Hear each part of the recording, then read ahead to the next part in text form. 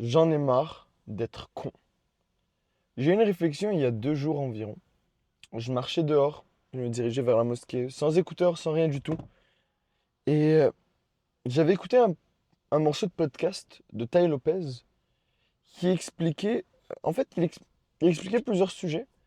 Et dans le podcast, je me suis vraiment dit, waouh, c'est un super bon orateur et ce gars-là est vraiment intelligent. Et j'ai commencé à remarquer ce petit truc-là. Hop là, la mèche qui tombe. Donc, j'ai remarqué cet petit aspect-là où je regardais d'autres vidéos, d'autres podcasts de Luke Ballmer, et c'était la même réaction que j'ai eue. Je me suis dit, waouh, ce gars-là, il sait de quoi il parle et il est intelligent. Et en faisant cette petite marche-là, moi, ça fait très longtemps que je les écoute. Tai Lopez, Luke Ballmer. Luke Ballmer, ça fait très. Dès qu'il a commencé ses premières vidéos, je l'écoutais déjà. Et j'ai eu cette réflexion-là, je me suis dit, pourquoi ces gars-là sont intelligents? Pourquoi je les considère comme intelligents? Et pourquoi je mets de la valeur sur leurs paroles? Et je me suis rendu compte aussi que c'était un petit peu mes modèles, entre guillemets, et que pour moi, dans ma Rich Life, à chaque fois que je fais des vidéos, à chaque fois que je fais un épisode de podcast, j'aurais bien aimé paraître un petit peu comme eux. Bien parler, bien communiquer, sortir des exemples, être instruit. Et en faisant cette petite marche-là, j'ai remarqué que, en fait, ils étaient intelligents parce que ils s'y connaissaient dans plusieurs domaines différents. Ce qui est mon petit problème. J'étais en sciences nature. Il y a mon ami Ryan, je veux dire le nom. J'étais avec Ryan et je lui ai expliqué, c'était la dernière session, je lui ai expliqué à quel point la sciences nature m'avait servi à rien du tout. Parce que j'allais partir en business management à l'université et que ça allait me servir à rien du tout. Et il m'a dit, non, j'ai quand même aimé ça, même si lui aussi il partait pas dans un métier où il y avait des sciences nature. Il m'a dit, j'ai aimé ça parce que je suis capable maintenant, dans une conversation, si on commence à parler de biologie, d'électrons, d'ondes, peu importe dans quel sujet par rapport à la science, je serai capable de rebondir là-dessus et je serai capable de comprendre ce qu'ils veulent dire. Sur place, j'étais un petit peu con. Je me suis dit, ah, je m'en fous, je m'en fous. Je ne serai même pas dans une discussion où on va parler d'électrons. Ça m'intéresse pas de comprendre qu'il y a des électrons, des protons, des neutrons, certaines expériences, comprendre la relativité. Ça m'intéresse pas. Jusqu'à aujourd'hui, ça m'intéresse toujours pas. Mais quand j'ai fait cette petite marche-là, il y a 2 jours, j'ai réalisé en fait que, selon moi, selon ma définition d'intelligence, c'est vraiment ça. Être capable d'être au milieu d'une conversation, être capable de rebondir sur certains sujets et avoir une connaissance sur plusieurs sujets différents. Luke Ballmer et Tai Lopez, si vous écoutez leur podcast, leurs vidéos, à tout moment ils te sortent une citation. Ils peuvent te sortir une citation autant sur la philosophie que sur l'art contemporain. Ils peuvent te sortir des morceaux de biographie d'une vie d'une certaine personne, de Sam Walton, celui qui a créé Walmart. Ils peuvent te sortir un petit truc de Elon Musk, etc., etc. Ils sont super polyvalents là-dessus. Ils peuvent te sortir euh, des paroles que Dawson, comment on appelle? Comment il s'appelle? Darwin a dit sur la théorie de l'évolution. Ils sont super polyvalents. Et ça fait en sorte que ils comprennent des concepts, ils sont capables de mettre des exemples là-dessus. Et un autre truc, pour moi, c'est un gros signe d'intelligence, c'est quelqu'un qui ose faire les choses, qui va créer de l'expérience. Donc qui va chercher les aventures, qui ose dire oui. Ok, on va aller en camping sans rien du tout, je ose dire oui. Je ose vivre des expériences différentes pour débloquer un petit peu du knowledge parce qu'on ne sait pas. Ça se trouve, je serai dans cette ville-là et je vais apprendre des choses. En fait, c'est ce côté-là de vouloir apprendre dans différents sujets. Et je l'avais pas, je l'avais vraiment pas. Et je comprenais pas pourquoi, je comprenais pas pourquoi ça m'intéresse pas. Et durant cette marche-là, je me suis dit, ok, c'est ça que j'ai envie de faire. J'ai envie d'avoir une connaissance sur plusieurs sujets différents pour pouvoir être polyvalent, être bon en communication et pouvoir sortir ces petits trucs-là. Donc, je vais être rapide parce que mes amis m'attendent. Je viens de sortir d'un cours, je vais dire, donne-moi.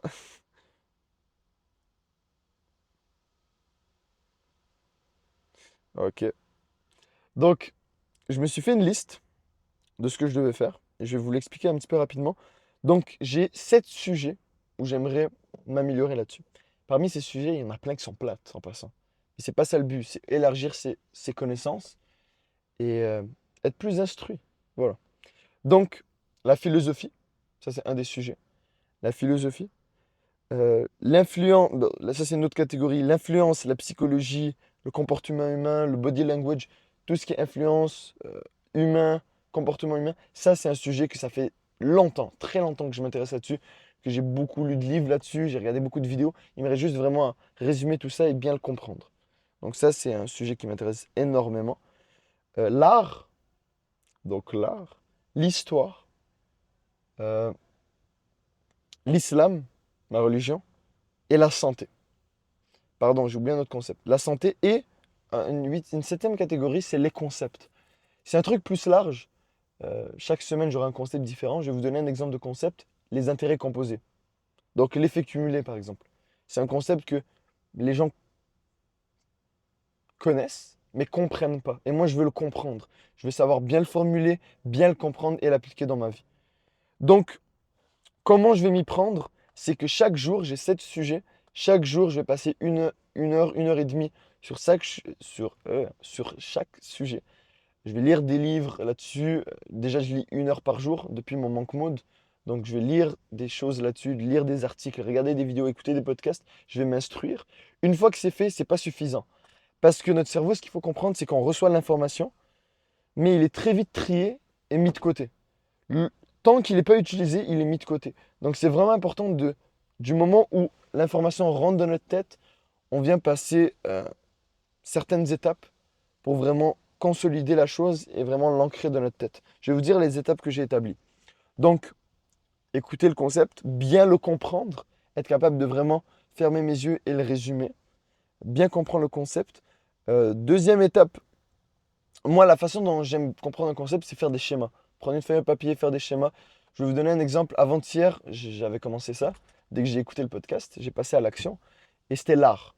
J'ai été surpris comment l'art, c'est intéressant. J'ai lu sur l'histoire de Picasso, sur Van Gogh. Ça m'intéressait zéro. Mais quand je comprenais l'histoire de Van Gogh, l'histoire de Beethoven, Beethoven, son histoire est incroyable. Il a perdu son audition assez tôt dans sa vie. Et plus le temps avançait, plus il perdait cette aptitude d'écouter. Et il a envoyé une lettre à ses frères, ça c'était super intéressant, une lettre à ses frères où il expliquait qu'en fait, ça le perturbait tellement parce que la musique c'est toute sa vie, qu'il était sur le bord du suicide. Et que sa seule motivation, c'est pouvoir atteindre son plein potentiel en termes de musique. Et ça m'avait surpris. Donc, première étape, bien comprendre le concept. Deuxième étape, le résumer en plusieurs points. Euh, Troisième étape, super important, mettre des exemples précis. Quand je dis exemples précis, c'est des dates, des noms, des citations. Pourquoi? Parce que ce que j'ai remarqué, c'est que Tai Lopez, Luke Bellmare, au milieu euh, d'une conversation, ils sont capables de sortir une date. Ils disent, OK, en 1973, c'est ça qui s'est passé. En 1971, l'exemple parfait, OK? Les deux dates que je connais par cœur. Soit 1913, c'est une date vraiment tournante parce que c'est là où il y a eu la création de euh, Central Bank Reserve, si je ne me trompe pas, c'est comme c'est dans cette ordre-là que je dis. Et bref, je vais vous faire une vidéo là-dessus, c'est super intéressant. Et en 71, c'est là où le dollar américain a été arrêté d'être backé par l'or. Et c'est des dates que je connaissais depuis très longtemps. Mais le fait de juste s'en souvenir et de connaître plusieurs autres dates, l'exemple, parfait. La Révolution française, c'est quand qu'elle a commencé? 1789. Parce que hier, j'ai lu sur la Révolution française, c'était mon petit côté histoire, Révolution française, et 1789. Et ça a commencé avec la prise de la Bastille. Je savais pas, je savais, j'avais déjà entendu ce terme, prise de la Bastille. Mais c'était quoi la Bastille? C'était une prison.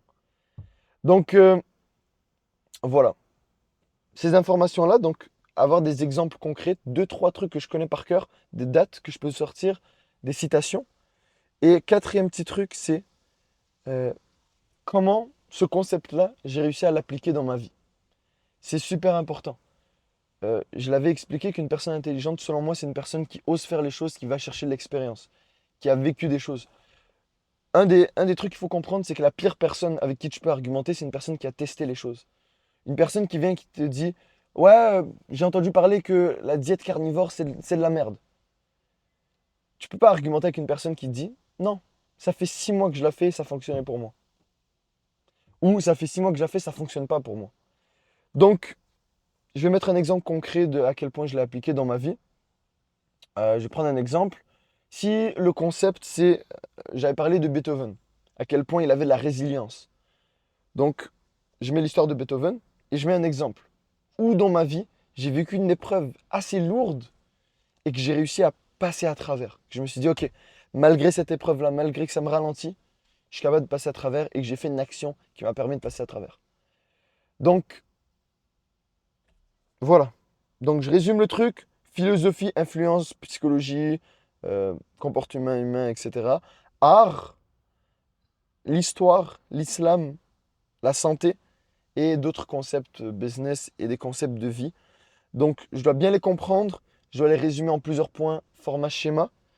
Je dois mettre un exemple concret et des dates précises et des citations et les apprendre par cœur et mettre comment j'ai appliqué ce concept dans ma vie personnelle.